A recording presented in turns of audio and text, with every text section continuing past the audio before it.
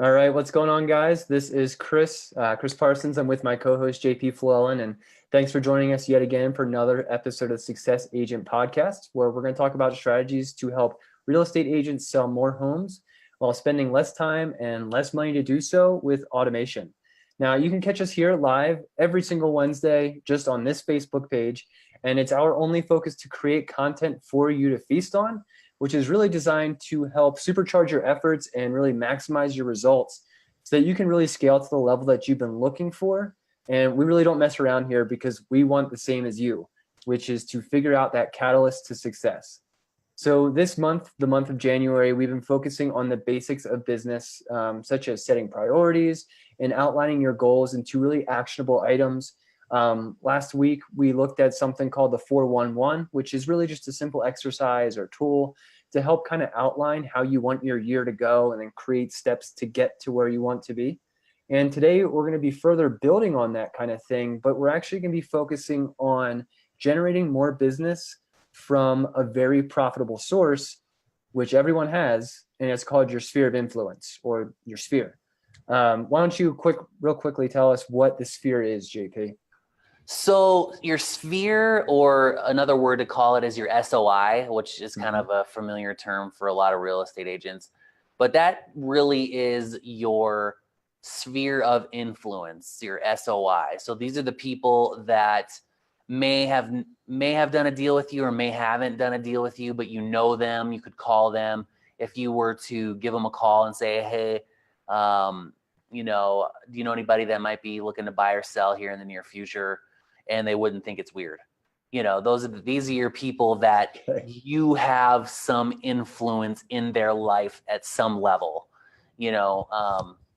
Talking to people at the grocery store, not necessarily your sphere of influence, but like these are like people that are part of like PTLs or part of the church organizations that you're with, or these are people that you see at the gym. These are people that you just hang out with on a regular basis, a drinking buddy or something like that, or these are people that you can have direct influence on them and they would be happy to send you business. But what happens is, in real estate, the further along you get, the more busier you get, the chances of being able to stay on top of these relationships become things of the past because you're trying to drive your business forward and you forget to have these ongoing relationships going on for people that could give you business, and would be happy to give you business and not try to think that there's some way that they got to get something out of it.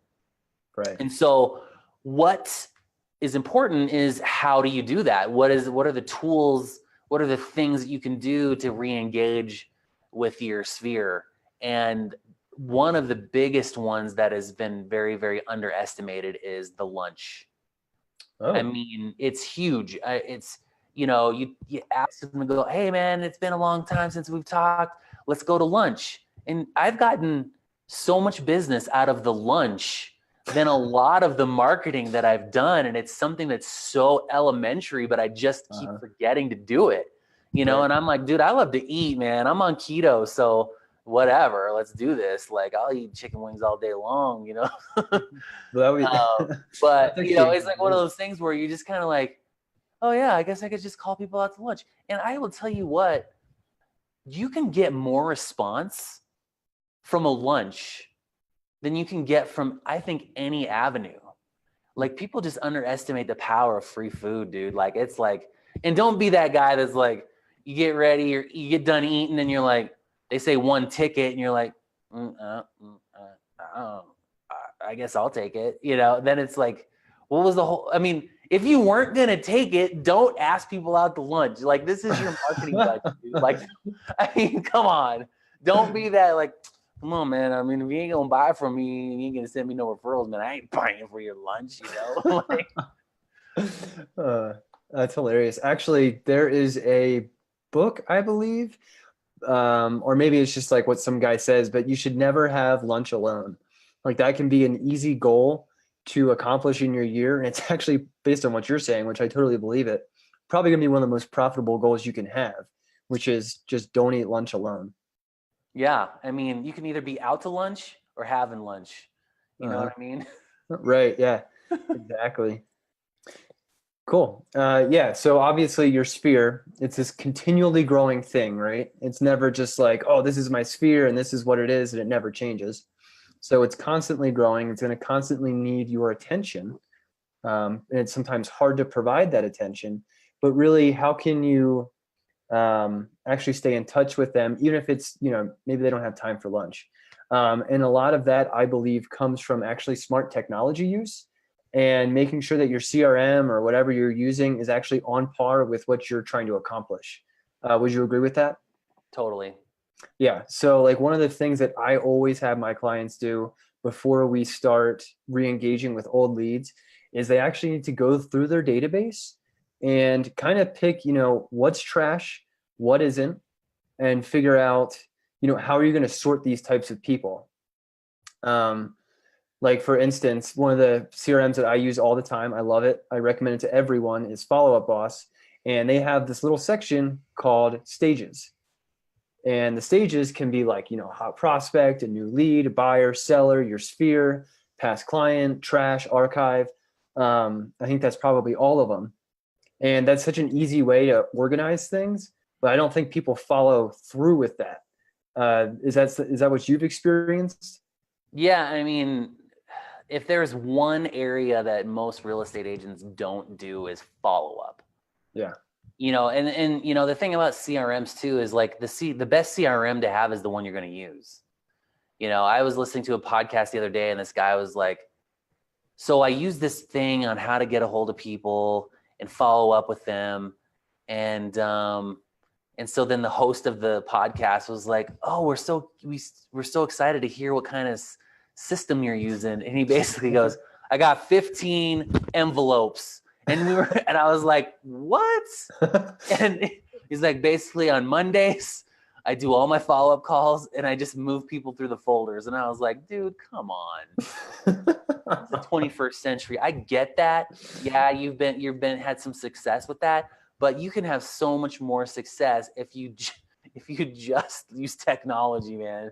Seriously. Like, and so I'm like, 15 envelopes, you can't scale that. Like, No. it's like, hey, you guys joined my new follow-up system. Yeah, We're gonna right. send you 15 colored envelopes in the mail for only $19.95. And I'm like, listen up, dude. I ain't spending money on nothing. As a matter of fact, I'm shutting this podcast off right now. Yeah, seriously, don't follow that guy. You'll just get bad advice. Dude. But yeah, so like going through your database, actually organizing it the way it's meant to be organized, using technology beyond a few envelopes. Those are all super important aspects of it. And, of course, it's kind of a chore going through a long list of people.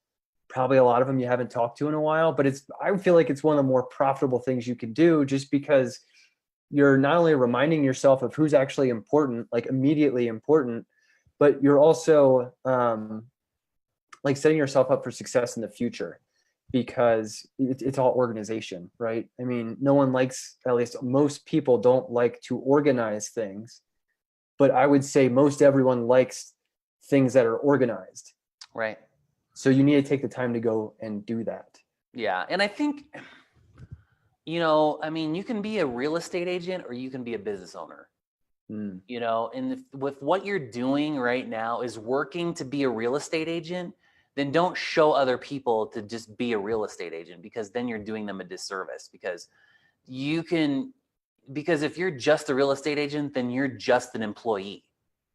I mean, you're just your own employee. You might have some control a little bit over your schedule, but we all know that we really don't have control of our schedules. Our clients have control of our schedules. But if you want to build a business, then don't tell people to go get 15 envelopes, or 15 Nilla folders and just start shifting papers around, because that's not going to get it done. So what's the biggest difference or differentiation between the two for you? Business owner versus realtor. So business owner is literally like you're thinking bigger picture, like, what at the end of the day is my exit strategy for real estate? Because you're, like any person, like whatever you want to do should be worth scaling down, and scale is a word for at scale. So meaning more of the same thing you're doing multiplied over time, over and over and over again. So like if you're going to build an organization, whether it's a brokerage or a team or whatever it is, that you can duplicate that process over and over and over and over again with minimal interruption. So, Right. so you're using technology, you're using other people, you're leveraging your time, whatever that is that you're multiplying out. And so you can do that at scale. So like if some company were to swoop in and say, hey, I want to buy your team, but I want to buy your systems and I want to buy your processes along with that, then you have to be able to say, yeah, this is what I do. I have this, and this, and this all in place. And it's driving my sphere of influence. It's following up with my sphere of influence. I ask for referrals out of my sphere of influence, and it's scaling out.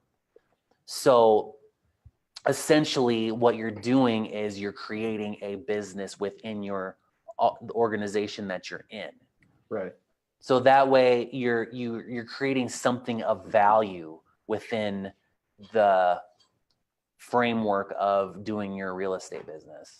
Right. So versus someone who's just kind of taking everything day by day, no processes, no systems. They really don't have like a set plan for what the day is going to be. They just kind of take it as it goes.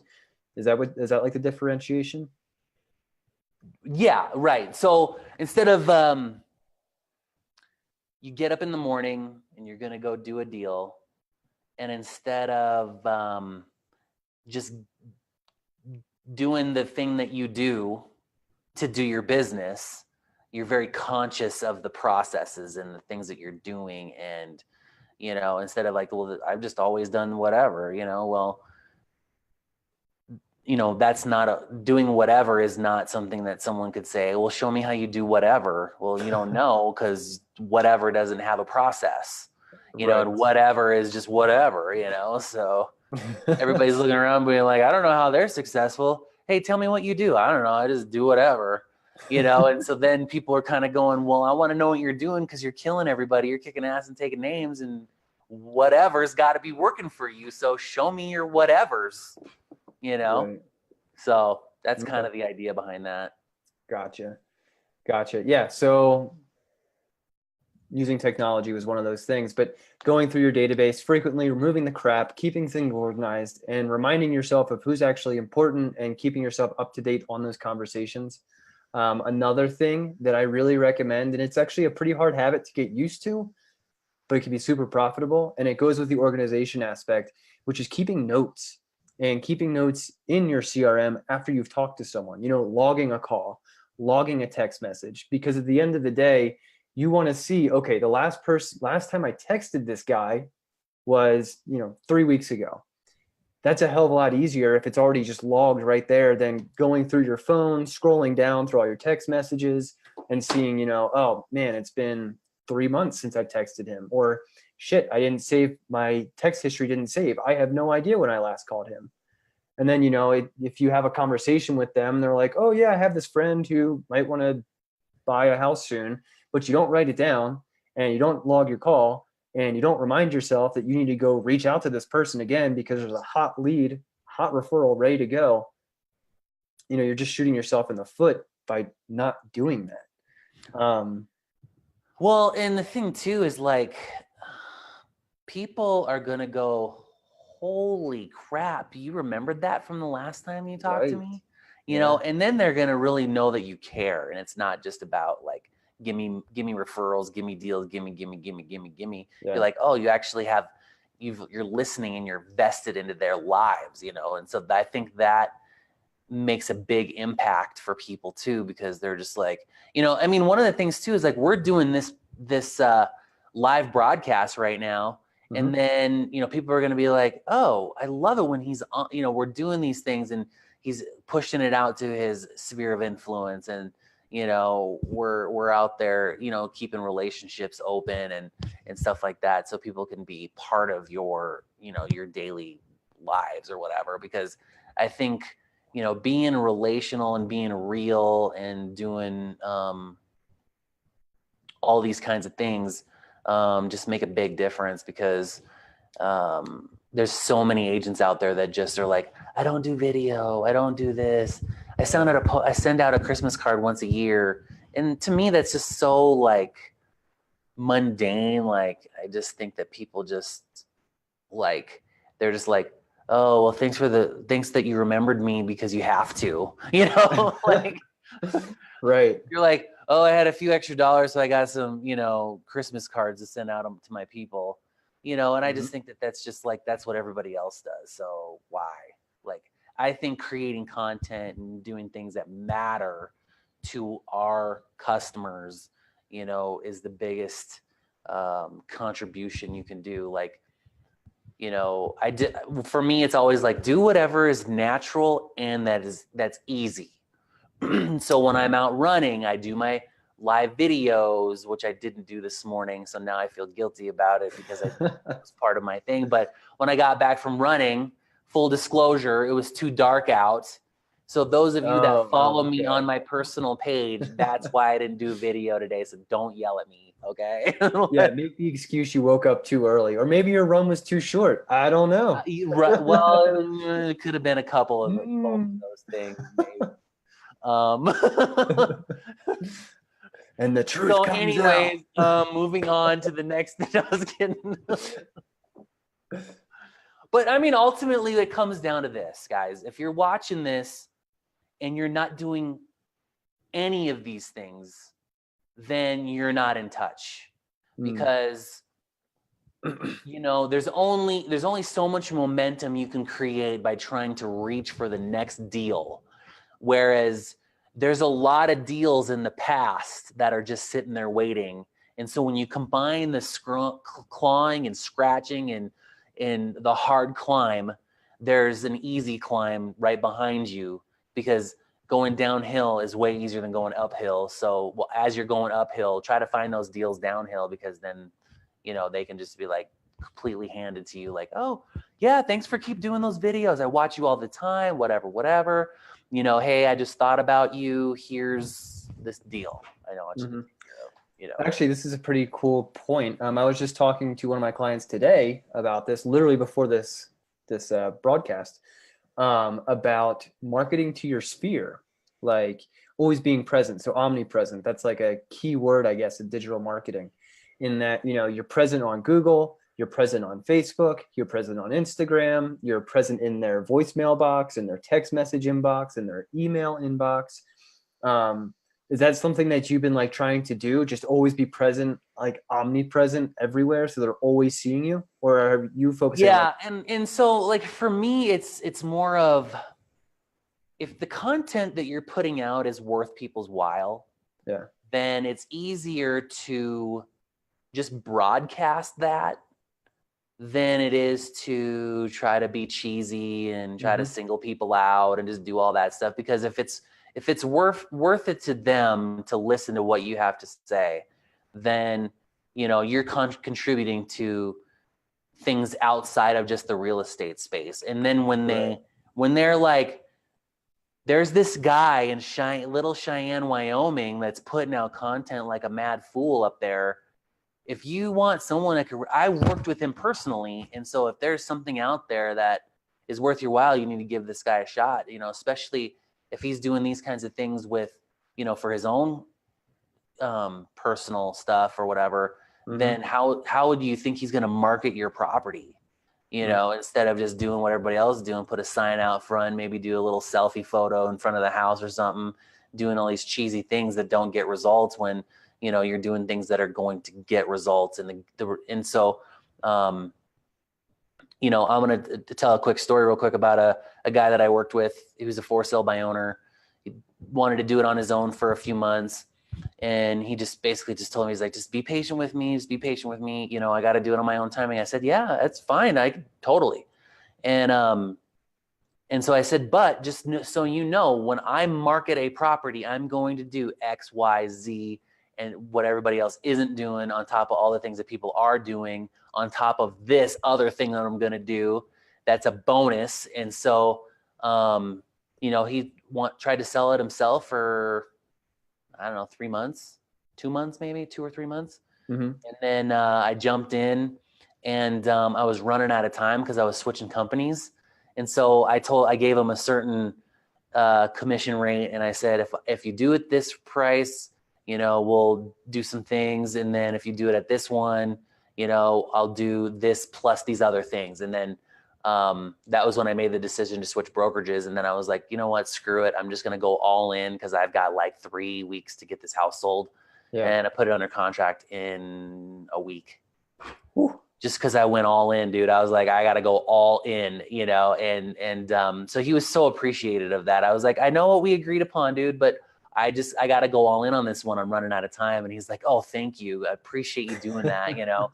And so now, I mean, I'm probably going to get some referrals out of it because, I just went the extra mile and said, I got to go all in. I don't have time to sit and cultivate this listing. I've just got to do whatever it's going to take to get it sold, and Yeah. so. Well, there's actually a statistic out there floating around somewhere. Maybe you can attest to this or not, but like for every deal that you get should lead to 1.5 more deals. Do you agree with that? I do agree with that. And it all starts with throughout the process, you're like, hey man, I mean, if you think we're doing a good job, I'd be happy to help any of your friends, family, relatives, or people that that might be moving into the area. Yeah. Right. Actually, this is a great segment into the next portion. And we kind of talked about it a little bit. So I know that you're like super into the organic marketing, which is really just you being you on your personal profile and just, you living your life, but helping other people experience it, I guess. One of the other things that I see all the time, people will they'll buy into like some kind of CRM, and the CRM company will promise them some sort of pre-written drip campaigns that they could just start up immediately. And then these agents never go in and they never touch them up. They never even know what they're sending to people. And it's like, dude, you are screwing yourself over so much just because it doesn't sound like you. People can read that. You get some spam in your inbox. You probably know it's not written by the person who's actually sending it out, right? Or that they're not sitting there and typing that message to you customly. Whereas if you just spend some time, because realize all this stuff is designed to save you time anyway. If you just take some time up front to go through your current drip campaigns and just update them, maybe add some stuff, do something different, try BombBomb, see how that works for you. Try video texting, see how that works for you. If you just go in there and make it a little bit more custom and it sounds real and it's actually up to date, you're going to have a lot better results from that because people are going to feel the authenticity from the work that you just put in. Yeah, I think if people, if you just did two things, if you did video and you put closed captioning at the bottom of all of your videos. Ooh, okay, so I actually totally agree with the closed captioning because every single time I'm on Facebook, I don't listen to it, but if it catches my eye, I'll read the closed captioning every single time. Yeah, and I think if you could almost eliminate email altogether if every video that you got came with closed captioning, because you could literally probably, because if because I mean now with these guys, everybody's got something like this in their pocket, and so when there's something interesting and you're at the restaurant, you just throw in your AirPods real quick, you watch it, you listen to it. And then if you got it in your phone and you're scrolling through and it's got closed captioning and there's a few interesting things in there, you might save it in your favorites and go back and listen to it later, because I mean, what's funny is as a society, we were a voice first society, right? We didn't have any technology. So all we had was our voices. So then we went from a voice society to a written society, where the majority of the things of good content were written down. Mm-hmm. And then we went from written to video. And then from video to just a digital platform where just you can absorb everything just in your pocket.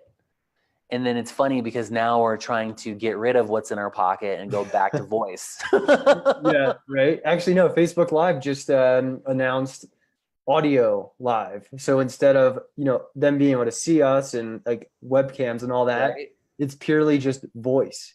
Well, and part of voice though too is you can consume it so much more conveniently. Right. You can do it while you're driving. Big thing. Driving, working out, working at work. doing Mm-hmm. whatever it is that you do, you can consume audio so much faster.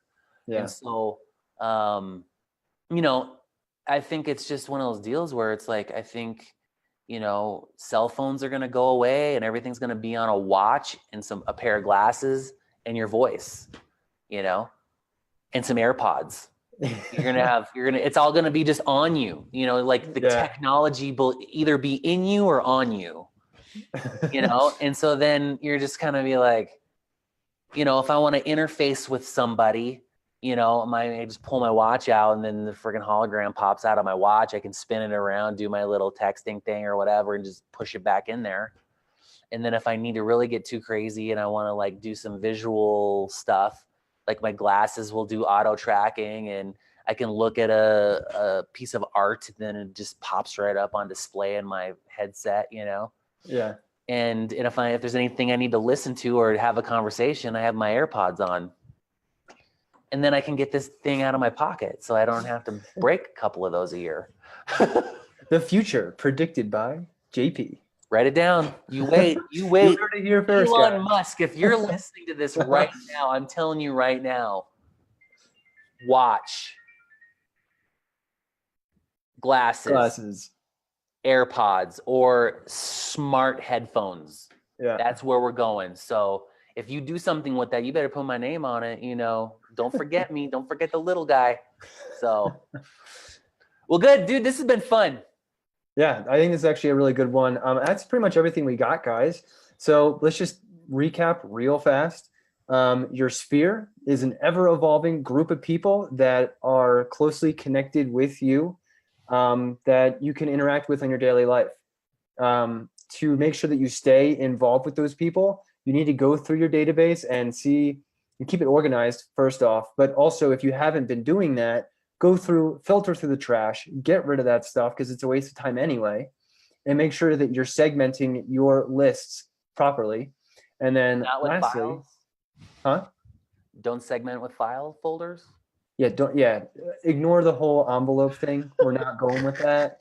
A file cabinet I would say would be like next level, but still, come on, let's go with like Google Drive or something. And then actually updating your follow-up, the systems, the content, making sure that's up to date with you, with them, with the times. It has to sound real, it has to sound organic, and that's the only way it's going to work. And I think the big tidbit, take your people out to lunch and plan on buying for them too.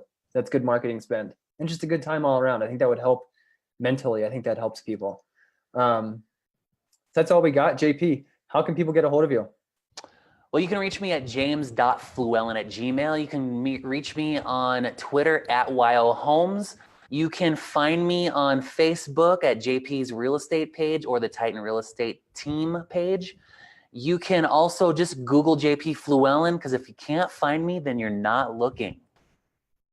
I think that's a tagline. Oh, and then you can also call me for a quick coaching call. I'm doing free coaching calls right now until my schedule gets filled up.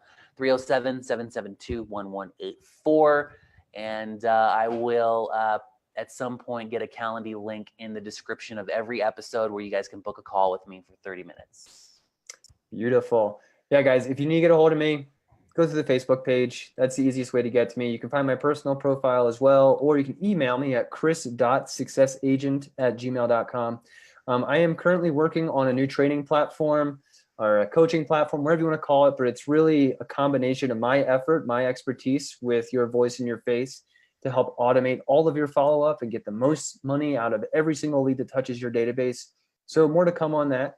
But otherwise, look forward to talking to you next week. And next week, our topic is actually going to be how to clear out your database. And maybe not getting into the nitty gritty of it, but really focusing on like what you should be focusing on and getting rid of that crap. So, anyone who's in there actually matters. That's all we got for you guys. Real quick, my book is coming out in 2019, The Real Estate Brain. It's going to be fantastic. Beautiful. We got JP's book too. So we'll see you guys soon. All right. Catch you later, man. Later.